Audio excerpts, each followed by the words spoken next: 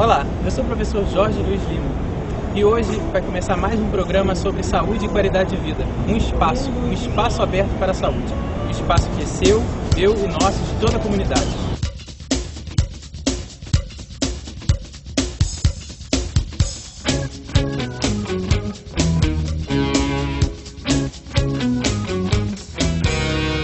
Hoje, atualmente, falamos sobre globalização, estresse, exigências do trabalho, todos os fatores que estão relacionados com outros assuntos que surgem no dia a dia, como depressão, baixa autoestima, pouco rendimento, poucas horas de sono. Esses fatores são muito interessantes e estão relacionados à saúde mental. Você sabe o que é saúde mental? Já parou para pensar nisso? Não. Eu tenho uma noção muito forte. O corpo não se sente bem, tem suas doenças, a mente também possui as suas doenças. Eu creio que é problema de cabeça, é isso?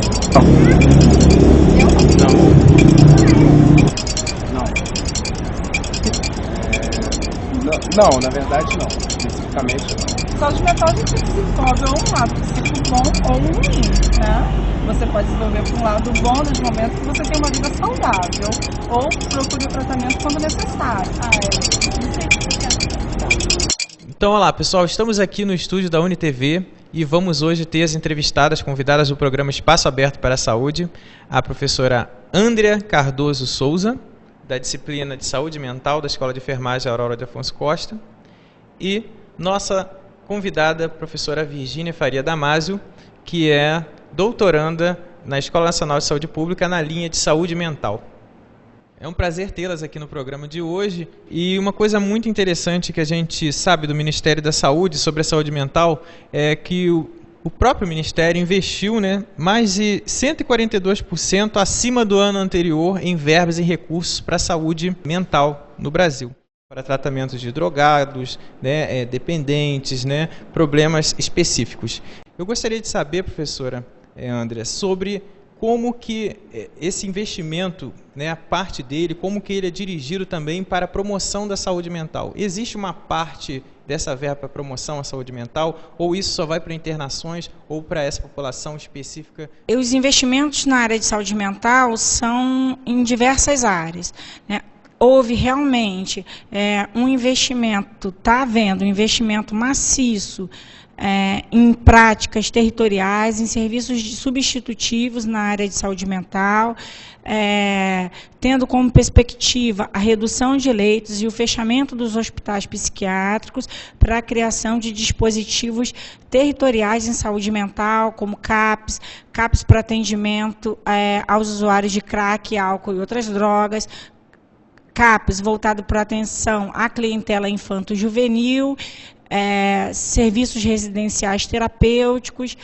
centros de convivência e outras atividades, como, por exemplo, a inclusão das ações de saúde mental na atenção básica, revertendo dessa forma um investimento anterior que vinha sendo feito apenas nos serviços hospitalares. Hoje o enfoque da Política Pública Nacional de Saúde Mental se volta para recursos extra-hospitalares, para os dispositivos territoriais de atenção. Então, muitas ações têm sido desenvolvidas na perspectiva da inclusão dos pacientes, dos usuários portadores de transtornos mentais na sociedade, trabalhando na perspectiva da desinstitucionalização, na perspectiva da reforma psiquiátrica. E com isso nós estamos conseguindo reduzir o número de leitos. Hoje nós já temos uma redução de cerca de 40% dos leitos psiquiátricos no Brasil.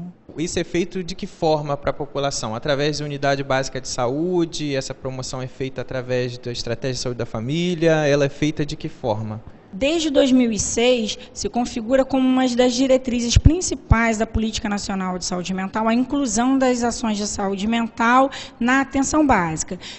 Entendendo a atenção básica não apenas como as unidades básicas de saúde, mas como também as unidades básicas de saúde, os centros municipais de saúde, o PACS, o Programa de Agentes Comunitários de Saúde também.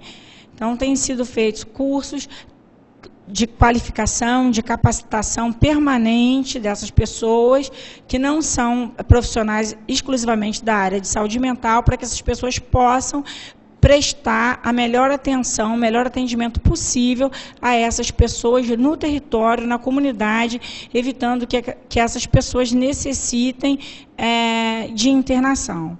Então, tem sido feito também investimentos na área de cultura, de esporte e lazer, para que essas pessoas possam se integrar na vida da cidade. Aí, a pessoa que tem alguma necessidade especial ou que tem algum problema, né, mental, né, que hoje já é uma nomenclatura que acredito que não deva mais ser utilizada dessa forma, a nomenclatura atual para uma pessoa que tem algum problema mental, que está sendo utilizado atualmente, qual seria? Hoje nós designamos essas pessoas de usuários dos serviços de saúde mental. Essa tem sido a designação mais usual. Uhum. Interessante, então, que isso fica aberto para toda a população. Ela vai ter acesso à unidade básica de saúde, seja ela qual for da sua localidade, né, estratégia de saúde da família, um posto, né, ou até mesmo uma policlínica, digamos assim. O Ministério da Saúde, através da portaria 336, que foi publicada em 2002, cria os dispositivos CAPS, né? Ele estabelece os dispositivos CAPS como os dispositivos privilegiados da atenção em saúde mental no território e estabelece os CAPS como organizadores da rede. E aí cabe ao CAPS essa articulação com as unidades de saúde da família, com as associações de bairro, associações de moradores, enfim, com os recursos da comunidade, né, trabalhando na perspectiva da desinstitucionalização e da inclusão desses sujeitos na vida social. Em relação a dificuldade que a gente tem no mundo moderno hoje, né? Um mundo globalizado, muitas exigências, uma carga horária, às vezes, de trabalho que é superior a que o ser humano ou a mente de alguém possa suportar. Aí eu queria que a senhora comentasse assim, um pouco como que a senhora vê, né, a saúde mental hoje da pessoa no mundo globalizado. Como que seria essa pessoa, né? Como estamos nós? Você está me perguntando o conceito de saúde mental no mundo globalizado. Realmente, a saúde mental ela tem inquietado todos nós. E eu diria que a saúde mental é um bem-estar subjetivo que tem relação com o que nós achamos de nós mesmos e a nossa capacidade de se relacionar com a sociedade, com as pessoas que nos cercam e com as experiências que vivemos. Assim, desde que o mundo é mundo, as pessoas sofrem mentalmente. E desde que o mundo é mundo, existem pessoas que sofrem e conseguem lidar com os seus sofrimentos da vida, e tem pessoas que acabam desenvolvendo transtornos mentais. Hoje não é diferente. Ou até mesmo, né, de certa forma, formas de somatizar e de mostrar, né, que está sofrendo, né, a mente está sofrendo e somatizando, mostrando através do corpo, né? Exatamente, eu acredito nisso. Então, o abuso de drogas ou sofrimentos vão aparecendo em forma de situações, de transtornos, de diagnósticos. Não necessariamente todos vão ter diagnóstico, mas muitas pessoas sofrem mentalmente. Esse sofrimento ele pode vir de valores, de sentimentos da própria pessoa ou das questões da vida, do cotidiano, da sociedade, ou seja, pressões externas. Então, o que a senhora está me dizendo é o seguinte, que existem pessoas que elas vão saber lidar com as fontes internas dela, né, de estresse, conflitos, e outras que não vão também saber lidar com isso, porque vai ter aquela imposição do mundo que vai se somar do estresse do trabalho, do cotidiano. É isso? Seria isso? Acredito nisso. Mas as pessoas, às vezes, elas não conseguem lidar porque são situações muito difíceis mesmo, ou a bagagem que ela traz com ela mesma. Então, cabe a profissionais da área de saúde mental ajudá-las em situações que é realmente difícil. Mas, pouco a pouco, as pessoas elas vão encontrando uma maneira de lidar com isso. Então, eu diria que a saúde mental no mundo globalizado, ela é justamente eu conseguir lidar com tudo isso, conseguir um bem-estar, uma realização, uma interação com a sociedade, conseguir responder às minhas necessidades, sejam de ordens psíquicas, emocionais, físicas, fisiológicas, etc. Ou seja, todas elas. Ter tempo para tudo, né? Ter seu tempo para o lazer, seu tempo para as necessidades básicas, né? Como dormir, descansar e tal. Exatamente. Uma situação muito estressante, ela requer um tempo para o corpo reagir biologicamente. Então, assim, é possível metabolizar uma situação difícil. Assim, é um exemplo, em outras situações também. Mas cada pessoa, ela vai buscar de uma maneira encontrar o seu alívio, ou a sua melhora, ou uma maneira de viver. A gente tem uma parte do nosso programa que é justamente a gente quer ouvir a comunidade, né? Então é a parte que o povo quer saber. Então a gente foi até a rua e começamos a investigar e fizemos algumas perguntas, né, para a população, indagando se elas queriam saber alguma coisa sobre saúde mental. Se as mudanças de humor, as mudanças drásticas no humor da pessoa afetam a saúde mental. Então, e aí, professora Andrea, mudanças drásticas no humor, o que isso tem a ver? O que você pensa sobre isso? É necessário ver isso um pouco mais de perto para saber o que realmente isso significa, mas pode apontar para possíveis transtornos, sim. Já seria uma consequência, então, né? Porque a pergunta, da forma que foi feita, parece que as mudanças no humor vão causar. Na verdade, a pessoa já está sofrendo de alguma coisa, né? Mas precisa saber precisa que ser mudança é essa, que mudança drástica é essa. Tem umas situações que não necessariamente são situações de transtornos mentais, por exemplo, a TPM. TPM causa um transtorno de humor e não se enquadra isso. no É uma rol coisa das questões naturalmente, da saúde mental, né? Fisiológico. Exatamente. Então é necessário olhar para cada caso, ver cada caso, para pensar realmente do que se trata o transtorno de humor. Uhum. Ou simplesmente faz parte daquela pessoa. O humor está um pouco alterado e ser da personalidade. Uma pessoa mais fechada, uma pessoa que às vezes está expansiva, às vezes está introspectiva, simplesmente assim. Sobre as consequências da chamada estafa mental, o que ela pode trazer de ruim para a saúde mental. Professora Virgínia, então, o que você acha sobre estafa mental? O que é estafa mental, como perguntaram aí na rua? Eu diria que uma pessoa que está extremamente sobrecarregada, sofrendo muito, chega um momento que ela não dá conta mais de reagir. Eu diria que isso seria estafa mental, seria quando não tem mais força. Esgotamento, né? O que é saúde mental? Existiria uma definição específica para isso? A saúde mental como um estado de bem-estar relacionado às funções psíquicas, né? E não apenas a ausência de doenças, mas toda uma estrutura social de direitos de cidadania, de esporte, de lazer, de melhores condições de trabalho, de melhores condições de vida, né? Isso poderia nos assegurar uma melhor saúde mental. Estresse. Tem algo a ver? O estresse está ligado à saúde mental? Certamente. Por um lado, o estresse pode ser causador de sofrimento. Por outro lado, não vivemos sem estresse. Se não tivermos pressões e desafios a ser superados, ficamos estacionados no mesmo lugar. Né, para poder então, crescer. Se a gente tiver uma motivação e conseguirmos superar todos os obstáculos, nós conseguimos nos sentir realizados e isso é o máximo da saúde mental.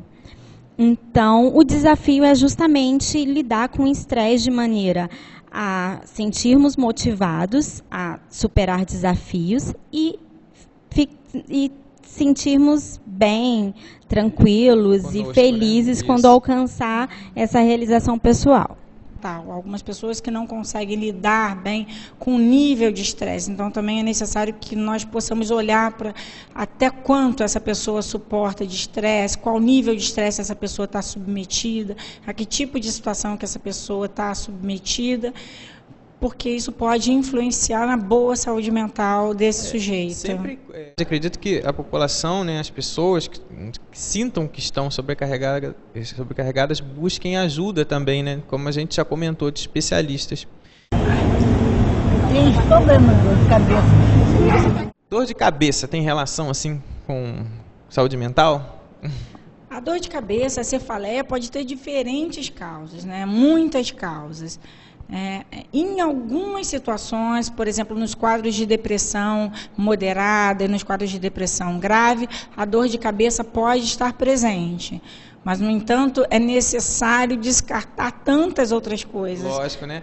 Como você mesmo falou, a pessoa pode estar com TPM e estar com dor de cabeça, está com resfriado e está com dor de cabeça. Então, a gente tem que investigar, né? Exatamente. Não necessariamente a dor de cabeça pode ser compreendida como uma evidência de um transtorno mental. Muito pelo contrário. Nós entendemos que a saúde é um completo que envolve o físico, o mental, o social, o emocional, entre outros. Estaria afetando, né, o próprio rendimento também, a qualidade de vida dessa pessoa, uma dor de cabeça. Então, sempre que sentir que tem algum problema de saúde, aqui a gente está falando hoje de saúde mental, né, especificamente perguntaram da dor de cabeça, mas tudo que você sentir, né, e não tem uma melhora, né, com o uso de analgésico ou qualquer outra coisa que não deveria ser feito, o correto deveria você procurar o especialista, então sempre deve ser investigado, né? A dor de cabeça que já é muito longa, muito tempo, tem relação, como a professora Andrea falou, com muitas outras coisas, TPM, hipertensão arterial, então é muito importante que seja investigado. Gostaria de saber como é que a gente faz para ter uma saúde mental. Como fazemos para ter uma boa saúde mental? Eu diria que precisamos de um cardápio variado de atividades e vários pontos de apoio.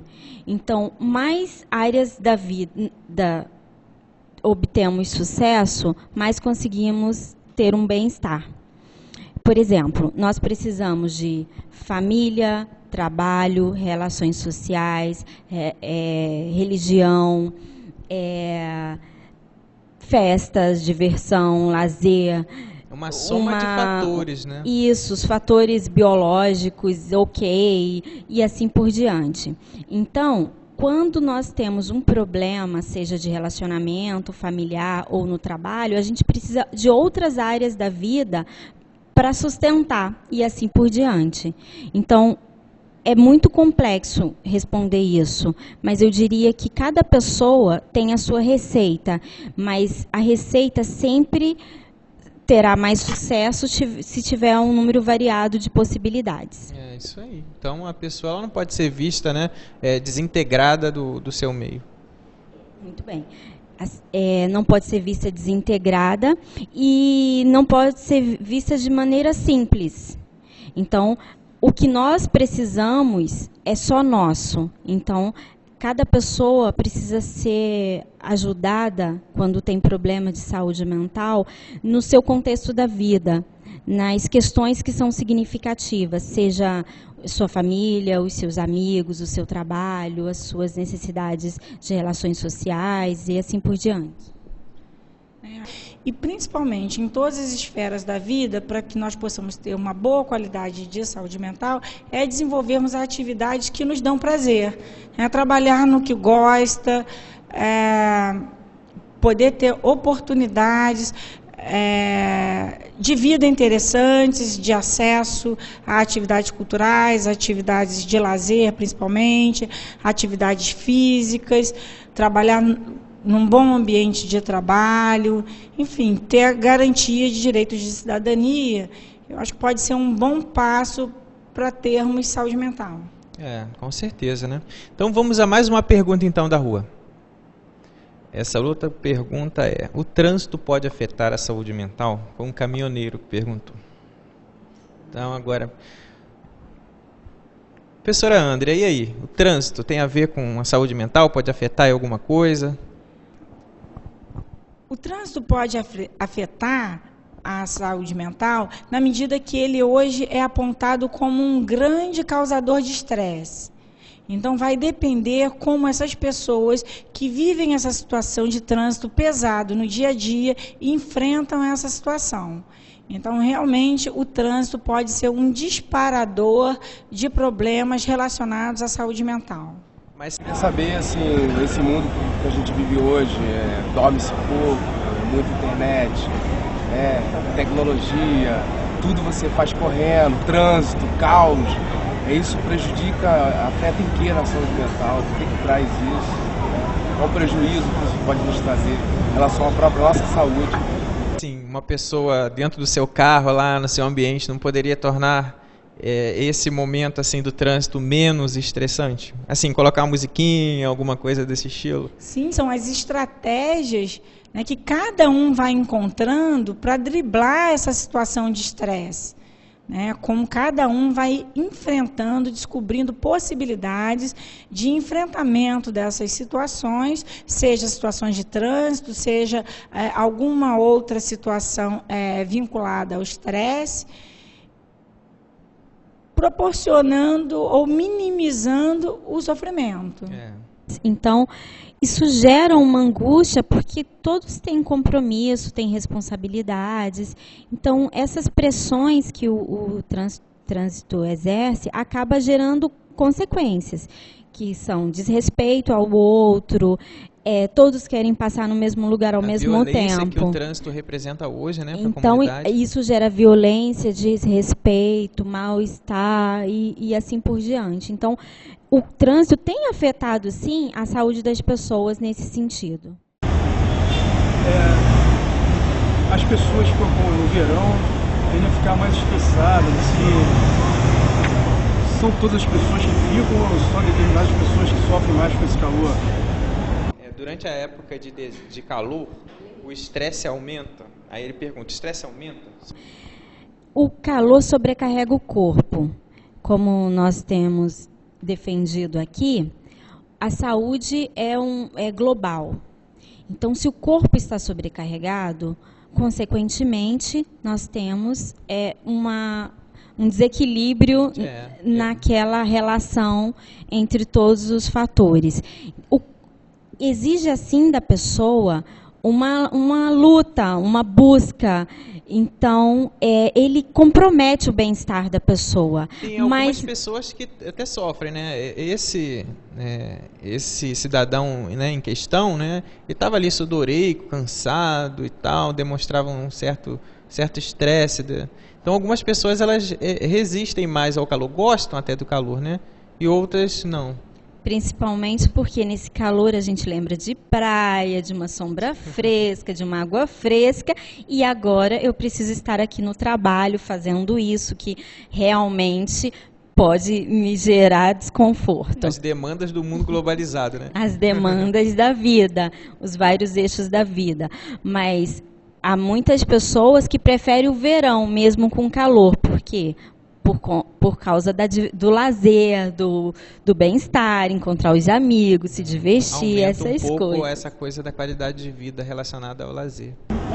Uma criança que sofre pressão de acordo com separação dos pais, ela vem a começar com a obesidade. E com o tempo que passa, ela vem sofrer pressão pelo lado da mãe, colocando contra o pai ou vice-versa. O que isso futuramente desencadeia numa criança? Como que fica isso então, professora Andrea? A relação, né, pai, filho, né, jogar o filho contra o pai ou contra a mãe, isso pode causar transtornos na criança, no futuro adolescente? Isso tem uma relação com saúde mental? Sim. A forma como o casal lida com a questão da separação pode sim acarretar transtornos, problemas para as crianças e para os adolescentes.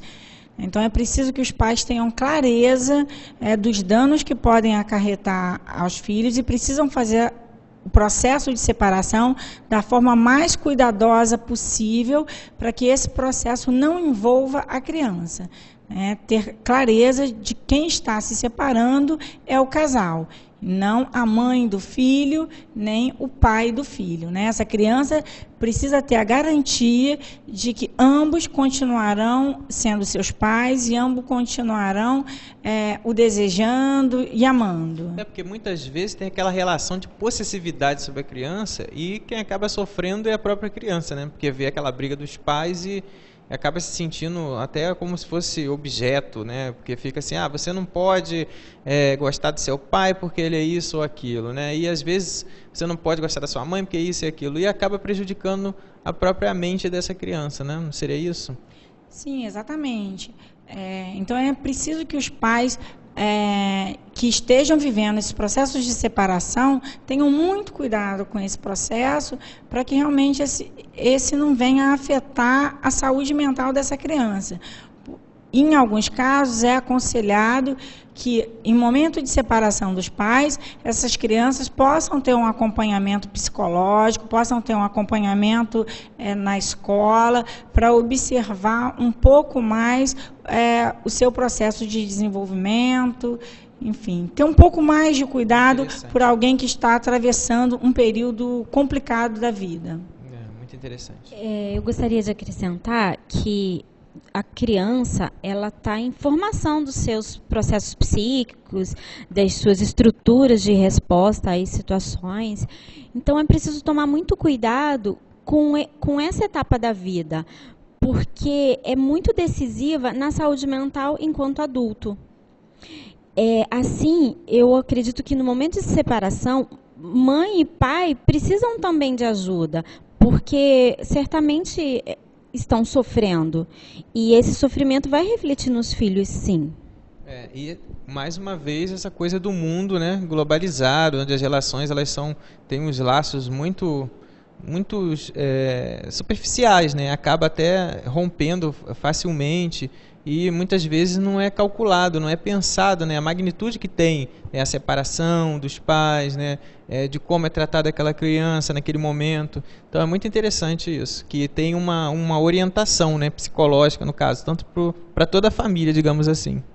E nesse mundo globalizado, as questões de saúde mental, elas tomam uma dimensão imensa, porque modificaram os papéis sociais de homens, mulheres, crianças, famílias. Hoje nós vemos filhos fazendo papel de mãe, filhas fazendo papel de homem da casa. Então isso é muito complicado para uma criança. Já é complicado para um adulto, para uma criança muito mais. Então essas foram as questões, né, das pessoas da rua. E espero que a gente tenha contribuído e agradeço às nossas convidadas as respostas claras e objetivas.